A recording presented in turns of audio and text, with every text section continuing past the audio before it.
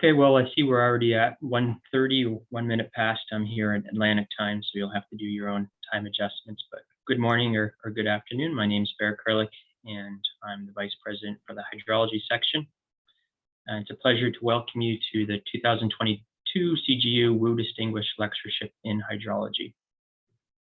We always have some new CGU people every year, so I just want to quickly remind you about what this lectureship is for. This is an annual honor from our CGU HS. It's our way to celebrate ongoing hydrology achievements and also to recognize the lifetime achievements of Professor Minko or Hawk Wu, who I think remains Professor Emeritus still at McMaster University. Hawk Wu was and is internationally renowned for his research contributions in cold regions hydrology and wrote the definitive textbook on the subject, aptly titled Permafrost Hydrology. But Professor Wu's most impactful contributions may have been through his mentoring and training, as a large number of our most well-known hydrologists in Canada were actually trained in his lab. And I've gone through the CGU hydrology section membership a number of times. I used to be secretary, and I can tell you that a large percentage of our section membership can trace their academic roots back to Hawk. So Professor Wu certainly left a deep and indelible mark in Canadian hydrology. Before I introduce our speaker, I'd like to encourage you to submit your questions through the Q&A box, which you should be able to see there on the bottom of your slide, and you can do that whenever, but if our speaker will address them towards the end, and Pete will chair those questions at the end of the talk. So today I'm delighted to introduce our 2022 WU lecturer. Dr. Michelle Walvoord is a research hydrologist with the U.S. Geological Survey in the Earth System Processes Division in Denver. And as a longtime Oilers fan, I have a newfound respect for people from Colorado today. Michelle earned her BA from Hamilton College and her master's and doctoral degrees in earth science from New Mexico Tech. And I talked to some of her early collaborators when I was trying to characterize her work well. Her expertise in non-isothermal multi-phase subsurface flow and transport, and her work has really had a huge latitudinal range from Alaska all the way down to the deserts in southwestern US. Her work focuses on blending field statistical and modeling efforts and studying the intersection of hydrology with other disciplines. Her PhD work focused on arid and semi-arid zones in the context of nuclear waste repositories. And one of the main contributions of her PhD was basically discovering or revealing this large inventory of nitrate that was widespread in southwest US desert subsoils that had accumulated through the Holocene. And Michelle published this work as a landmark paper in the journal Science in 2003. Later, which is more the work I'm familiar with, Michelle began collaborating with Rob Striegel at the USGS, and she became fascinated by the impacts of climate change on the hydrology, biogeochemistry of northern, boreal, and Arctic regions. And her 2007 paper in Geophysical Research Letters on the influence of permafrost thaw on groundwater discharge in the Yukon River Basin is among the most highly cited cold regions hydrology papers of all time, and was very impactful in my own career. Dr. Walvoord continues to produce cutting-edge research in northern hydrology. When she writes a paper, it's always worth reading. Her ongoing contributions in cold regions hydrology are certainly thematically aligned with Professor Wu's primary research interests in the North. In addition to her role as a researcher, Dr. Walvoord is a noted mentor and leader in hydrology. She serves as an adjunct faculty member at Colorado School of Mines, at Laval in Quebec City, and at the University of Colorado Boulder. She's also associate editor with WRR, a board member with the U.S. Permafrost Association, and a noted leader on several large research networks, including some involvement in NASA above. Michelle has received several awards, including the Doris M. Curtis or Subaru Outstanding Women in Science Award from the Geological Society of America. And on a personal note, I've had the opportunity to work with Michelle on a few projects. She's one of the people I most look forward to see at conferences. She's always brilliant, always articulate, and always very kind.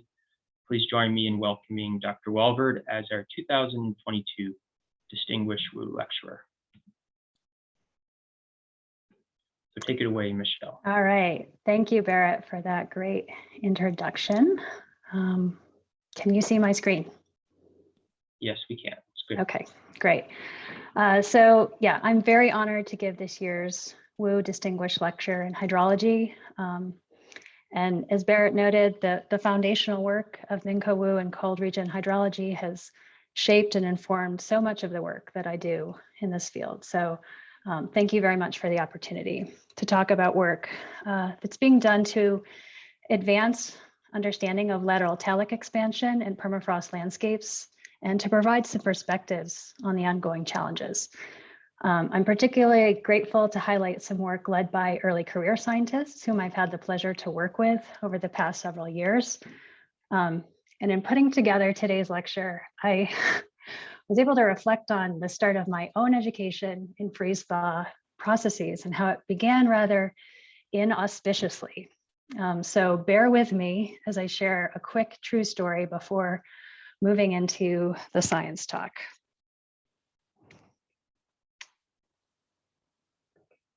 So here's my story.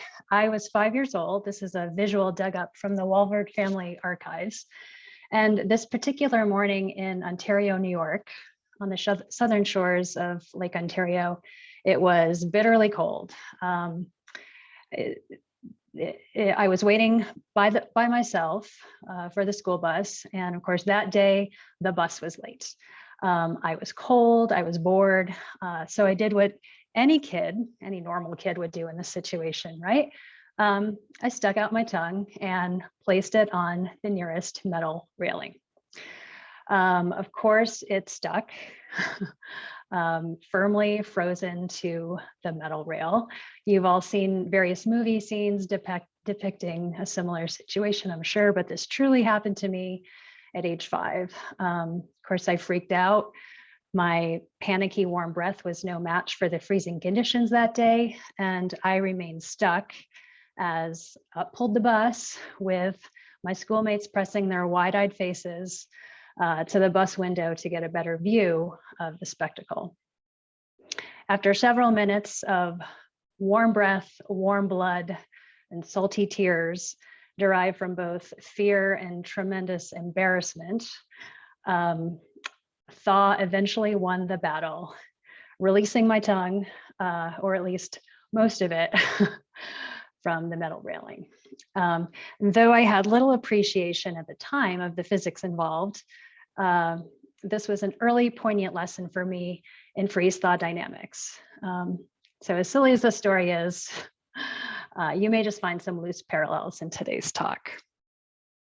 All right, so moving on from that nonsense, I'm focusing today on supra-permafrost talics, which probably need little explanation for this audience, but in brief can form through thinning of the seasonal frost layer and deepening of the permafrost table to form a zone that is perennially thawed.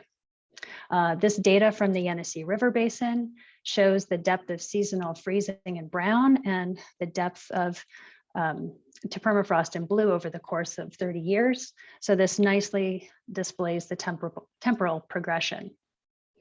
Evidence for supra-permafrost talics is growing. Many of you in the audience have contributed to this body of evidence in response to warming, and yet ground truth data and monitoring is still quite limited. So ongoing challenges for the scientific community are in quantifying the spatiotemporal changes in talic distribution and in characterizing subsurface connectivity across vast and diverse landscapes. And that quantification comes from a combination of observations and modeling, which I'll speak to in this talk, and being able to contextualize those thermal and physical dynamics through the lens of hydrologic change, which of course intersects with many other disciplines of cold region science. So core scale modeling approaches have paved the way toward establishing Pan-Arctic baseline conditions of supra-permafrost talics and projecting into the future.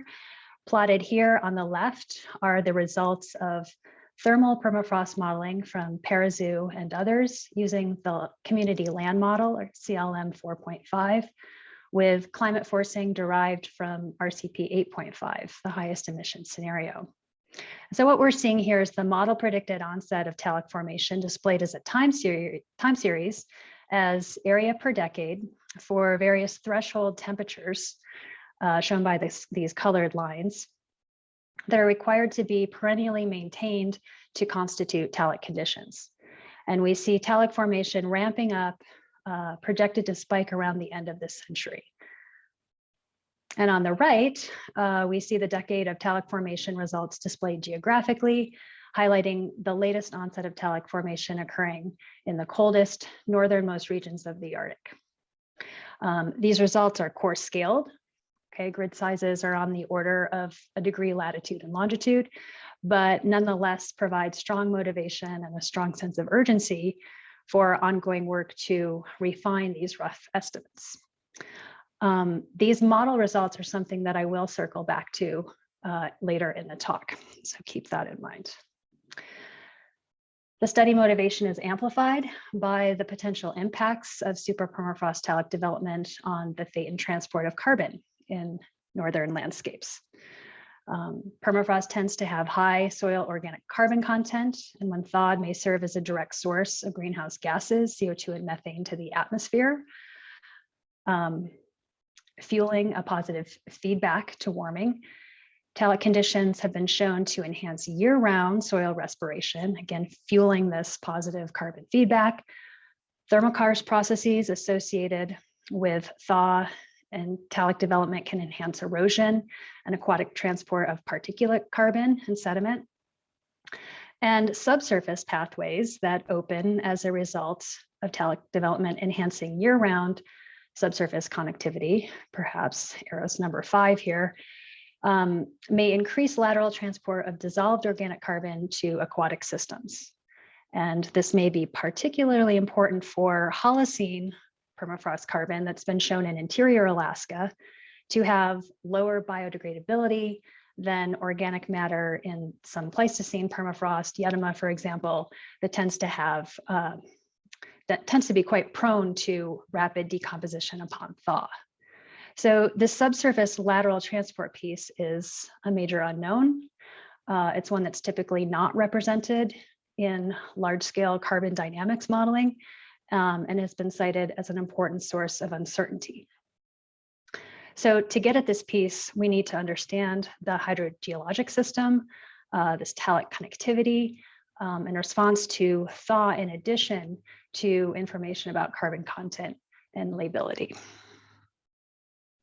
Some common approaches for talic detection that supply 1D point information, like frost probing shown here, and shallow temperature borehole monitoring, are being enhanced by a variety of geophysical techniques that can cover some distance to not only expand the spatial footprint of talic detection, but to be able to provide an enhanced picture of the subsurface connectivity. And I'll show some examples here in just a bit. Now, typically, as you expand your spatial coverage in terms of geophysical subsurface characterization, that's up the y-axis here, your resolution along the x-axis coarsens. In other words, it becomes a fuzzier image. Likewise, with increasing depth of investigation up the y-axis, the resolution along the x-axis coarsens. Not going to go into depth of each of the geophysical methods noted here, but the acronyms are noted to the right. And for shallow talic characterization, we typically want to stay within 1 meter or 2 of vertical resolution, which provides some constraints on how much ground we can actually cover with existing techniques. So airborne electromagnetics, for example, though incredibly useful at getting at large-scale hydrogeologic features, is not going to be adequate to resolve shallow talics. However, there are techniques listed here that do, and because of the coverage and resolution trade-offs, characterization efforts that include multiple method approaches can be quite powerful in piecing together not only an extensive picture, but a clear picture. One method that we've used frequently for subsurface characterization at our study sites in northern interior Alaska, north of Fairbanks, within continuous and discontinuous permafrost zones is electrical resistivity. This is data from Burke-Minsley with the USGS. This has been collected along transects during the late summer that coincide as best we can with the timing of maximum thaw. The data are then inverted to provide these two-dimensional cross-sections of resistivity values. And due to the contrast in electrical properties between ice and liquid water, permafrost, particularly that with high ice content, tends to have high resistivity values towards the blue end of the spectrum in our color bar here, whereas thawed material would plot on the warmer end of the color spectrum with lower resistivity values. So here at one of our northernmost sites, we observe shallow permafrost, the thin active layer, no strong evidence of a talik away from the channel that flows through the site.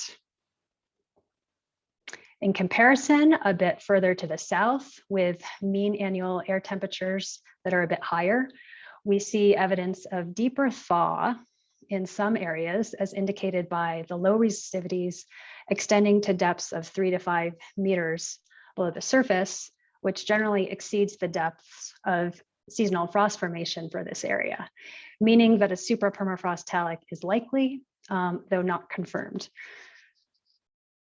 Now, these pretty regular spatial patterns give us some hope that we can model the development of laterally connective subsurface features to gain some insight on controlling factors, on rates of talik development, and on the hydrologic impacts as we examine lateral flow processes. So for example, we've applied a coupled fluid flow and energy transport model with freeze-thaw processes to a simple 2D representation of a hill slope with a stream in the valley bottom and a 0.5 degrees C per decade air temperature warming trend, in this particular case, was imposed on a dynamic seasonal temperature cycle. So what's plotted here are the model results for the upper 20+ meters expressed as ice saturation within the pore space at the time in a seasonal cycle of maximum frozen conditions. So fully frozen conditions shown by all blue. And we see the model results for 40 years, 60 years, and 80 years from the initial conditions, sort of going from top to bottom, displaying the gradual talik formation through time. We can also look at these simulations in terms of the mid-hill slope results here, expressed as the mid-hill slope. So these are kind of 1D slices through time and interpreted for the seasonal dynamics of the system in terms of active layer and top of permafrost. And what we're seeing here through time is that there's a modest decline of the active layer that coincides with the decline of the permafrost table. And at intermediate times, we observe gradual development of perennial thaw. Within the contour shown, liquid water saturation remains above 0.3, shown by this contour here, the orange contour, and above 0.5 for the red contour, liquid water saturation throughout the year. And as you see, these partial zones of partial thaw develop first beneath the cryotically defined permafrost table and then extend above with continued thaw. If we zoom in at the 60-year snapshot in time, we see this partially thawed zone beneath the seasonal frost in the spring, and the fall profile shows complete thaw of the active layer. In this hill slope simulation, the laterally connective talik results in an overall enhancement of base flow magnitude and extension of shoulder season flow. So both of which have implications for the delivery of carbon, including permafrost-derived carbon and other constituents to the stream. So this graph on the left here displays the seasonal base flow hydrograph. On the right, this graph displays the difference in base flow or the change in groundwater discharge to the stream from the initial conditions. And this really highlights the changes that we see in the shoulder season flow. Now, it's really important to note that we would not expect to see these regular patterns in even a similar system with disconnected talic distribution. And that's where things get more complicated. And yet we have plenty of field evidence for just that, right? A high degree of spatial heterogeneity at rather fine resolution. So again, we're looking at ERT, electrical resistivity tomography cross-sections, and we see substantial lateral variation in resistivity and thus in interpreted talic, no talic conditions, substantial lateral variation across these example 170 meter transects. But we can use that same type of cryohydrogeologic modeling again as a learning tool to explore various sensitivities of surface and subsurface conditions to thaw susceptibility and to thaw rates. And that can give us some basis for explaining the observed heterogeneity and a good basis to enhance predictive capabilities in areas where we don't have a lot of ground truth information on talic distribution, but do have some information on the primary climatic, landscape, and subsurface factors that have been shown to control susceptibility to thaw. So modeling efforts conducted by not only my group, but many other colleagues as well, highlight a high degree of sensitivity to model assumptions regarding the surface conditions that affect the energy balance, including representation of snow, of organic layer, and of the shading effects of vegetation, among various other factors that are not represented here in the interest of time. But on the left are plotted, again, the mid-hill slope results with depth for 3 cases as a function of time to illustrate talic development with, again, the same seasonal dynamics expressed in the same format that I showed previously. Compared with this middle base case, the reduced snow conditions above show an increased resilience to talic development with the seasonal, allowing very cold winter temperatures during the winter to penetrate more readily into the subsurface that lacks a highly insulative snow layer. So we see this increased resilience to thaw. And conversely, for the reduced summer shading scenario shown on the bottom, those conditions enhance the timing and the rate of thaw over time by allowing more energy into the subsurface during the summer. The ice saturation profiles at maximum frozen conditions in the spring, and then the maximum thawed conditions in the fall captured at 60 years into the simulation for each of the 3 scenarios. They fully further illustrate the seasonal contrast between the 3 different scenarios. And then looking at this graph to the right here, overall, we find that very subtle changes in how these surface conditions are expressed, as well as the organic layer. So we see results from the no organic layer permafrost thaw rate with time compared with a thick organic layer permafrost thaw rate through time. We see that they can have very large consequences. How these conditions are expressed have very large consequences in the long-term model predicted thaw rates. Not so much in the early times, but much more on the longer time scale. We also see an acceleration in the rate of permafrost thaw that coincides with the onset of talic development. In the example of the base case results, we see kind of this uptick at, you can see my cursor here, 60 to 70 years into the simulation. And this coincides with talic development. And so this permafrost thaw rate accelerates due to the additive advective component as liquid water can flow along the top of the permafrost year round. Wildfire in boreal regions strongly affects the surface energy balance through changes in all 3 of those primary components that I just mentioned: snow, organic layer, and vegetation canopy. And so we might expect it to play a role in shallow talic development. Fire is quite pervasive in boreal regions, illustrated by the map of burned area from 1960 to present. And of primary relevance, fire contributes to reduced shading in the summer, reduced thermal insulation due to partial combustion of the organic layer, and reduced snow interception, leading to enhanced thermal insulation in the winter, collectively all leading to warmer soil temperatures. And as many studies have shown, statistically significant deeper active layers. In some cases, fire effects on active layer thickness and dynamics are subtle and transient. In other cases, they've been shown to be quite substantial. In our work in the West Fork Dal area of interior Alaska that lies at the southern end of the continuous permafrost zone, this is our study site area here, located with shown with the yellow dot location.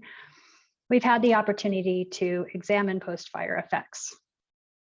So this particular fire occurred in 2004, and we collected data between 2016 to 2019. This site has a mean annual air temperature of -6.1 degrees C, so quite cold. But the burn scar had an organic layer thickness of 0 to 4 centimeters, compared with about 10 to 25 centimeters in the unburned area. So our initial guess was that we might see a thicker active layer of 10 to 20 centimeters based on previous studies. And that could be confirmed or refuted through manual frost probing, which we did along these transects. However, we weren't able to reach the top of permafrost with the frost probe in the burned area. And the ERT data that was collected along this transect here, that shows why. We see deep thaw, really deep thaw, beyond the reach of typical manual frost probes under the burn scar relative to the unburned area that had very shallow permafrost. We also installed boreholes to collect temperature profiles and moisture content information at this site using an NMR tool, it's nuclear magnetic resonance. And I'll show you those results right here. So plotted here are the volumetric liquid water content obtained directly from borehole NMR, taken at the burn site to the left, compared with the unburned site to the right. For the burn site, liquid water content remains high at depth, shown in this pink zone, beneath the burned area for all seasons that data was collected, including during the winter. So this is really compelling evidence of a supra-permafrost talik.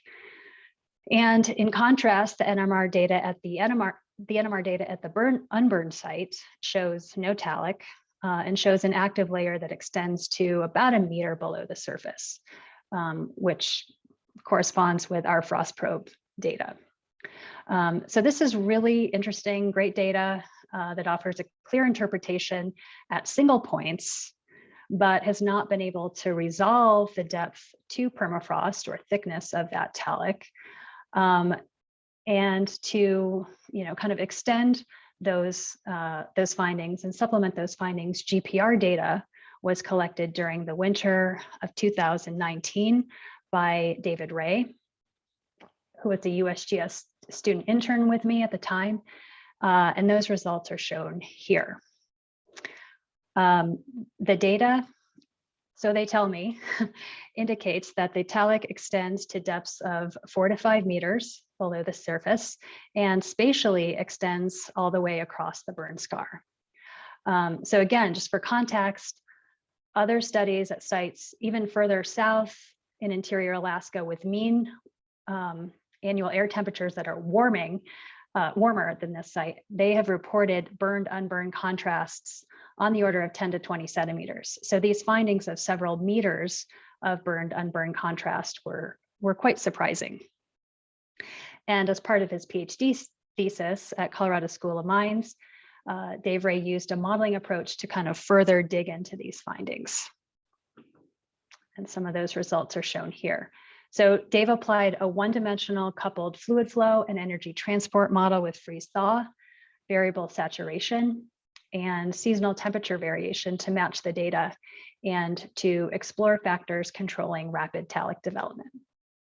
So the unburned case, represented by this top set of figures, which serves as the initial conditions for the burned case, shows active layer development with no talik, and an active layer development with no talik and stable permafrost about 1 meter below the surface. This graph on the left displays the modeled seasonal temperature variation over the course of a year at various depths, and the model results for the seasonal time period that coincide with the collected data are plotted as a function of liquid saturation with depth to the right here. And the model results are shown by this reddish swaths, and they compare quite well with the measured data. To represent the burn case, that's this bottom set of figures. A reduction in the organic layer thickness and changes in energy balance parameters associated with the loss of forest canopy were all implemented. And those perturbations resulted in quite rapid talik development, extending to depths of 4 to 5 meters below the surface over the 15-year simulation, and showed pretty good agreement with field observations shown to the right here. Now, through sensitivity analysis, we can quantify the control that initial conditions have on the rates of talik development. These bottom 3 liquid saturation time series represent warm, intermediate, and cold initial conditions, respectively, from top to bottom. Not unexpectedly, the earliest onset of talik formation occurs for the warm initial conditions. But even for the coldest initial conditions shown at the bottom here, we do observe the full onset of talik development about 20 years post-fire. Now, if we circle back to the Pan-Arctic scale permafrost thermal modeling results from CLM, from Parazu et al., for this region in interior Alaska, just for comparison, we see that even under the highest emission scenario, RCP 8.5, talik formation is not projected to occur in this general region until well after 2100. So nearly 100-year difference between that and what we find at our burn site. Now, obviously, these large-scale models are not intended to and can't possibly represent small-scale heterogeneity that we routinely observe in the field. However, given the potential large impact of fire on talik development that we and others are seeing, and that fire is widespread in boreal permafrost regions, and that fire activity is projected to increase in frequency and intensity in the future, this should raise some questions about representing potentially important aggregated effects of fire in large-scale thermal permafrost modeling efforts moving forward.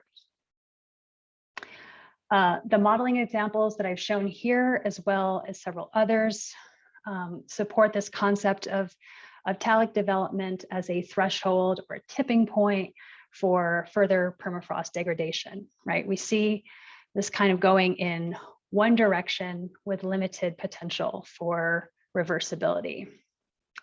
And certainly over long timescales and projected warming, reversibility has, in most cases, has low likelihood. But to broad statements like this one, given here, I think this might be almost a direct quote from one of my own manuscripts. Supra-permafrost talik serve as a precursor for irreversible and accelerated thaw. To borrow the words of Dr. Seuss, except when they don't, because sometimes they won't. Which happens to be a great lead-in for highlighting the value of long-term monitoring as a kind of a reality check of broad generalizations and expectations. I imagine that most of you are familiar with the study area here near Umiak in northern Quebec, that it's been extensively instrumented over the past several decades by researchers at Laval University. The network was designed to characterize and monitor hydrogeologic, thermal, and meteorological conditions in this region of discontinuous permafrost.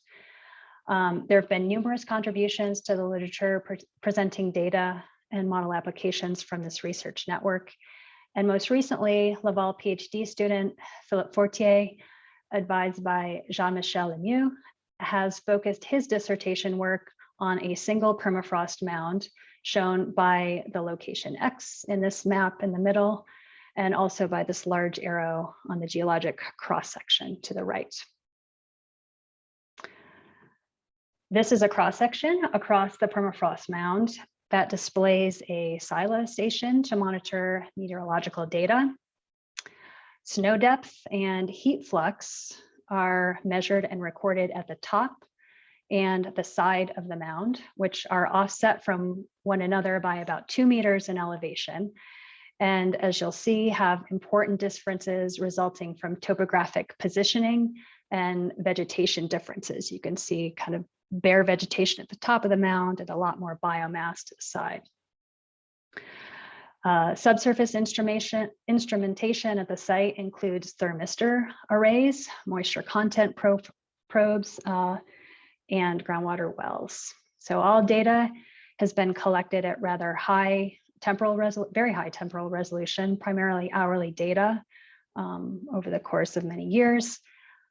Also important to note that a permeable sand layer overlies a low permeability silt with a quite high ice content where it's still frozen.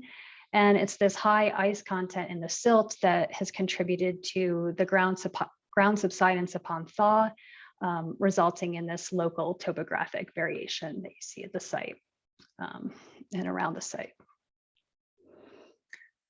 So we see quite a bit of interannual variability at this site in terms of the mean annual air temperature plotted here, ranging from about negative 5.9 degrees C to negative 0.4 degrees C between 2002 and 2020.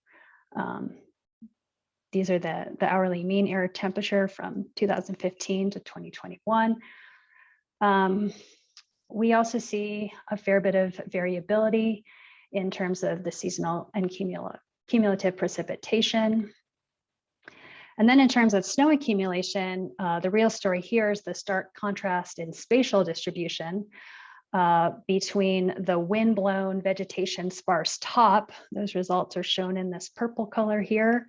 At the top, the site retains less than about 0.15 meters of snow, whereas with the sides, up to 2 meters of snow can accumulate the side of the mound.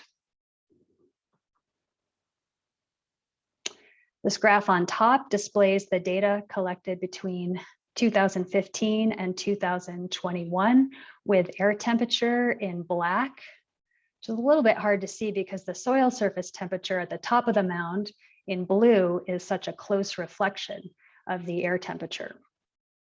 And then the soil surface temperature at the side of the mound is in red, and that shows a clear effect of snow insolation during the winter. So you see these dampened temperatures. They don't get as quite as negative during the winter.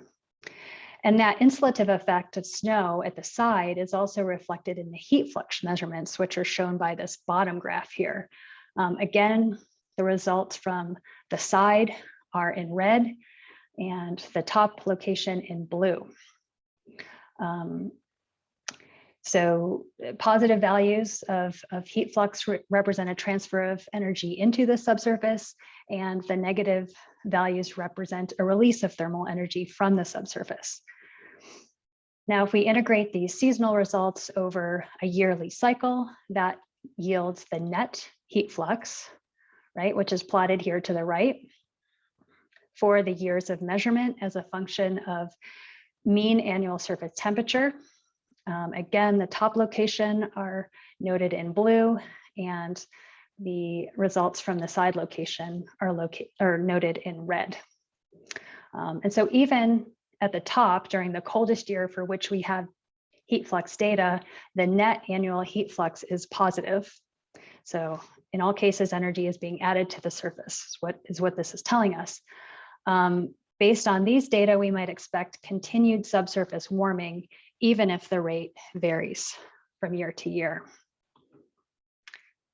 All right, well, now looking at the subsurface data plotted as a function of depth through time, this is for the top of the mound here in this graph in B, the middle one.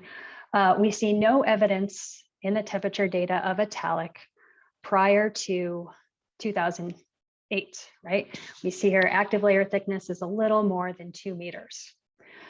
After 2008, temperatures begin to remain at or above 0 degrees C throughout the year, which is shown by this contour and color-coded in yellow. This Talik expands just slightly in the vertical direction before it actually closes in 2018, as evidenced by below freezing temperatures throughout the profile in the winter season. So that dynamic is also expressed in the seasonal temperature envelope profiles shown on the bottom here for 2004, pre-Talik development, 2016, you clearly see the Talik having been formed, 2018, and then 2020, with the active layer thickness becoming shallower following Talik closure. So what we're seeing is some evidence for reversibility of the Talik conditions in this particular case, which certainly counter to prevailing expectations, and also at odds, it seems, with the heat flux data that indicate a net positive transfer of energy into the subsurface for all years, including those in which the Talik closure occurred. Some reconciliation of this data is possible when considering the system as having not just 1D conductive heat exchange, but lateral transport as well through advection, particularly during summers, like 2018, when the water table is above this sand silt interface. This is a key aspect, and radial groundwater flow away from the mound promotes lateral heat transfer. Another important factor in combination is the dry, unsaturated conditions at the top of the mound that in cold winters promote quite deep seasonal frost formation. So over 5 meters of seasonal frost formation at the nearly bare top, in contrast to the much thinner seasonal frost at the side where the snow collects. So for me, some big takeaways of Philippe's ongoing work are these nuanced dynamics that can be uncovered through high resolution, multi-method long-term data of a fairly complicated system that I would not have imagined to be very complex. And I certainly would have not have expected Talik reversibility. So I think this is just, it's an important lesson, just as important of a lesson as the actual development of this conceptual model of permafrost mound dynamics that can be applicable to similar settings. Our expectations can be challenged, conceptual models enriched through physics-based numerical modeling experiments, especially when multiple potentially counterbalancing processes are at play. And a great example of this, which will be my final example from this talk, comes from Dr. Julia Guimon's NSF postdoc work with Barrett, myself, and others, in which Julia has developed and applied a salinity-dependent groundwater flow model with solute exclusion and freeze-thaw dynamics to explore the combined effects of land and ocean warming and sea level rise impacts on coastal permafrost and on the resulting thaw-mediated changes in coastal groundwater discharge. So that's the land-derived portion of submarine groundwater discharge. Relevant to supra-permafrost Talik development and hydrologic response, surface warming promotes top-down thaw and thus enhancement of supra-permafrost aquifer transmissivity. Thus, we might expect increased coastal groundwater discharge, but a potentially counterbalancing effect is from sea level rise that reduces the land to sea hydraulic gradient, thus reducing coastal groundwater discharge. And an additional factor is addressing how rising sea level may further enhance permafrost thaw from seawater intrusion. So there's multiple interactions here at play, requiring the use of a numerical model to provide some quantification of changes in coastal discharge that might be expected. So the two-dimensional model domain that Julia put together was 1,250 meters long with 1,000 meters onshore, 250 meters offshore, and extended to a depth of 200 meters. Initial steady state conditions were established by applying the energy, fluid flow, and salinity boundary conditions noted here. The dashed vertical line represents the initial shoreline position. And the model-derived 0-degree isotherm is shown here in yellow. The effects from seawater intrusion and exclusion account for the shape and distribution of the ice-saturated permafrost, at least 30% in the pore space of ice, relative to this 0-degree isotherm, and that's due to freezing point depression. So various combinations of sea level change and land and ocean warming were invoked for simulations and then run through 2100. So the sea level change scenarios are shown here, ranging from a decline of 5 millimeters per year to sea level rise of 8 millimeters per year. And those are based on Arctic sea level rise projections for 2100. The warming scenarios are based on global average air temperature warming rates under RCP emission 2.6, 4.5, and 8.5, and those are listed here. So just focusing on the coastal discharge results depicted in this cartoon here to the left as fresh groundwater discharge from the supra-permafrost aquifer, plus the saline component from the subpermafrost groundwater discharge that flows through the seawater mixing zone. So again, we're just looking at this terrestrial component. And the model results in this upper left graph here display an increase in the supra-permafrost aquifer contribution to freshwater discharge with warming as you go towards warmer colors, right, for each of the sea level rise or each of the sea level change scenarios. We see a more muted but still increasing response of groundwater discharge to sea level rise. And all of these increases can be attributed to thaw that's induced by surface warming and seawater intrusion. This graph to the right here shows the subpermafrost groundwater discharge component decreasing with sea level rise, strongly affected by the reduced land-to-sea hydraulic gradient. And then the net effects of coastal groundwater discharge are shown by this bottom graph here, bottom left graph, representing the combined effects of thaw and of gradient reduction. The largest increases in total groundwater discharge represent about a 58% increase, and those are for the highest emission scenarios and sea level decline, right? The latter of which occurs in Arctic coast undergoing glacial isostatic adjustment. More commonly, we expect to see sea level rise, which will, based on these simulations, partially counterbalance the increases in coastal groundwater discharge expected for warming alone.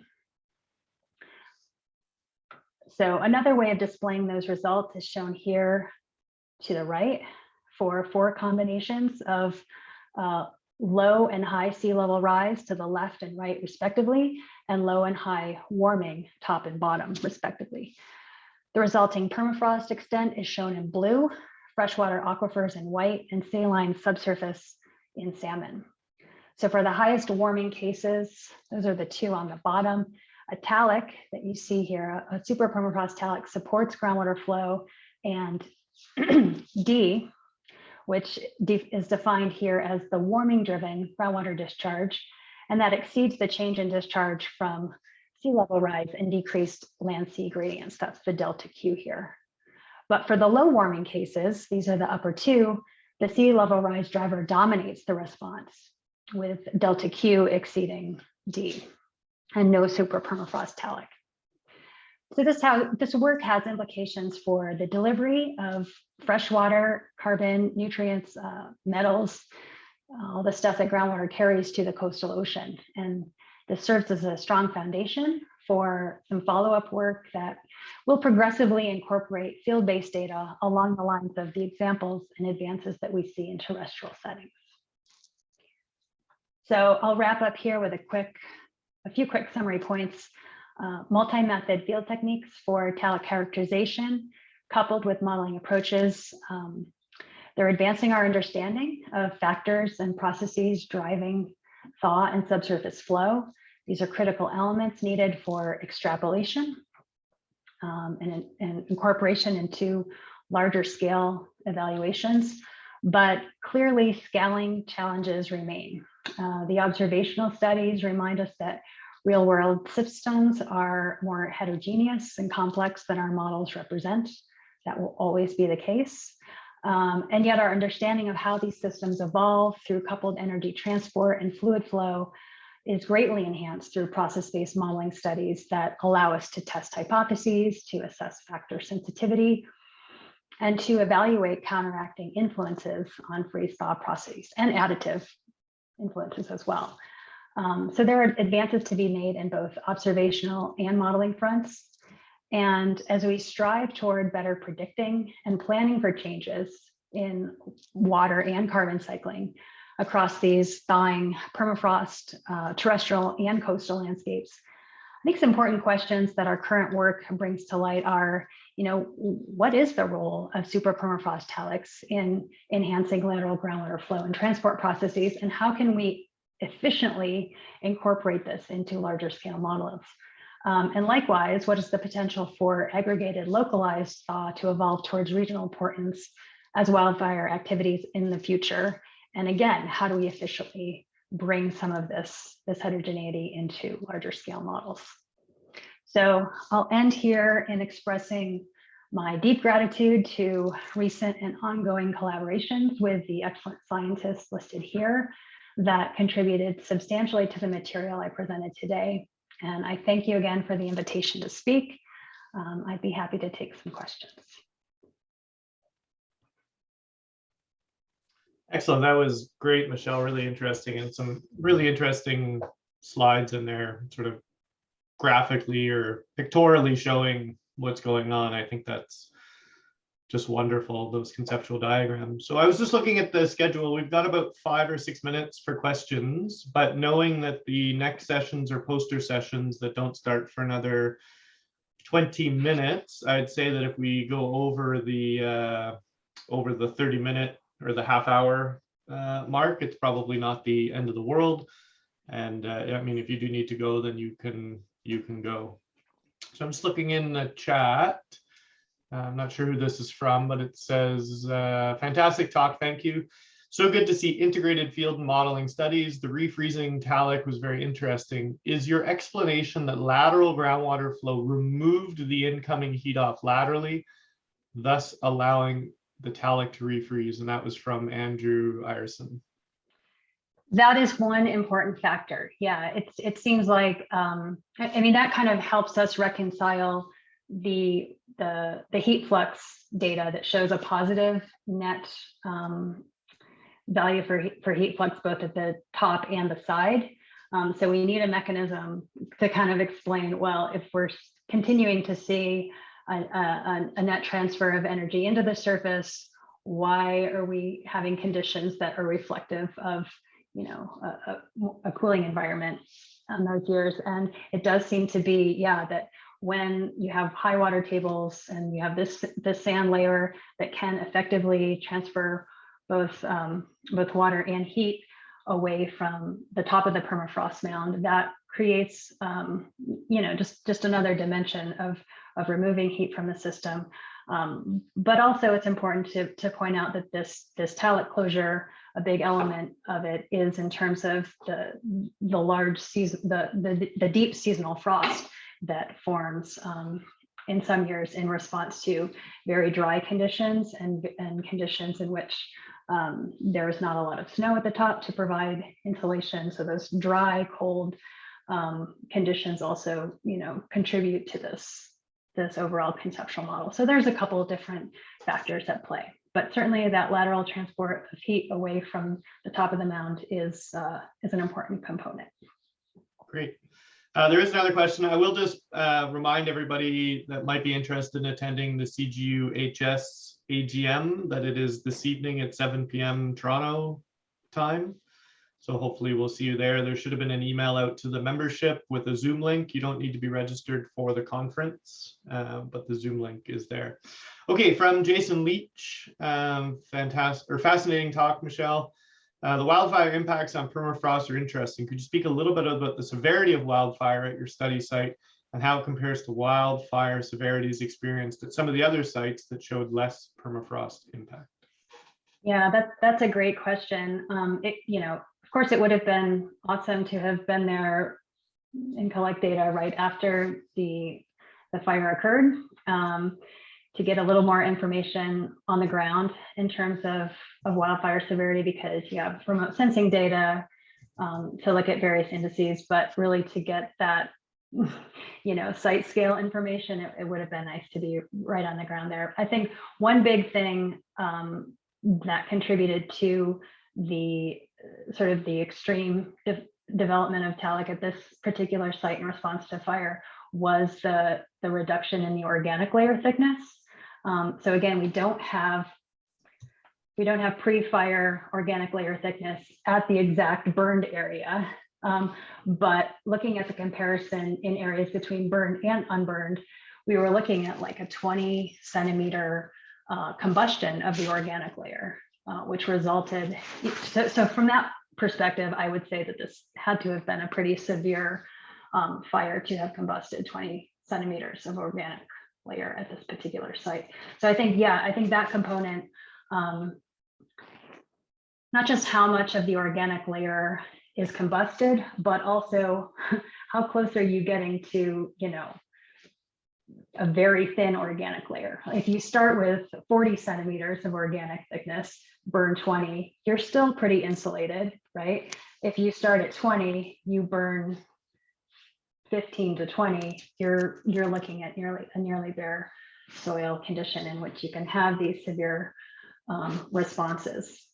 So I think that's an important component, and we just try to piece together what we can with the data that we have. But fire severity certainly plays an important role in the impact that we see on the subsurface thermal regime. Awesome. We have another question from Vanessa. Wonderful talk, thank you. Are projections of increasing rainfall in northern latitudes with climate change being considered for their potential role in Talik development, as well as increasing temperatures? Yeah, we're seeing a lot of this play out in terms of some recent work in interior Alaska, and particularly warm summer rain is contributing to Talik formation. Tom Douglas's group has some good data on that and good support for that playing an important role as well. Absolutely. I don't see any other questions in the chat. Unless there's another one coming in, we'll let people spend a couple extra minutes coming in, but it also brings us to about our 1 hour session anyway. So unless I see one in the next few minutes, then thank you so much for joining us from Colorado. Absolutely, it's my pleasure. I think one of the nice things about Zoom or online conferences is that we can get people like you in. Hopefully you'll come join us in Banff next twist my arm next May.